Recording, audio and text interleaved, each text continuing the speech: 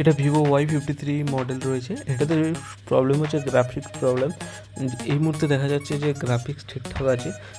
যেই মাত্র আমি সেটটা লক খুলবো তো তখন গ্রাফিক্স ঠিক থাকছে, এবং যখন আমি ঠিক পাসওয়ার্ড দিয়ে সেটটাকে ওপেন করতে যাচ্ছি তখন এই গ্রাফিক্স প্রবলেম এসছে। এটা মূলত এই ফ্লেক্স থেকে সমস্যা এসছে। এর ফ্লেক্সের পাতার ভেতর থেকে সমস্যা, বাইরে কোনো শর্ট সার্কিট নেই। তো এটা রিপেয়ারিং করা সম্ভব নয়। তো এই মুহূর্তে জাস্ট একটাই মাত্র উপায় যে আমি ফ্লেক্স চেঞ্জ করব। ফ্লেক্স চেঞ্জ করলে কাজটা সম্পূর্ণ হয় কিনা দেখব।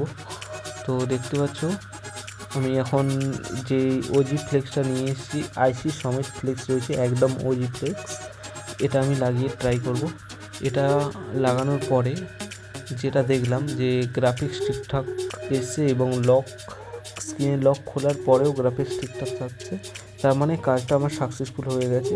Thanks for watching my video to all.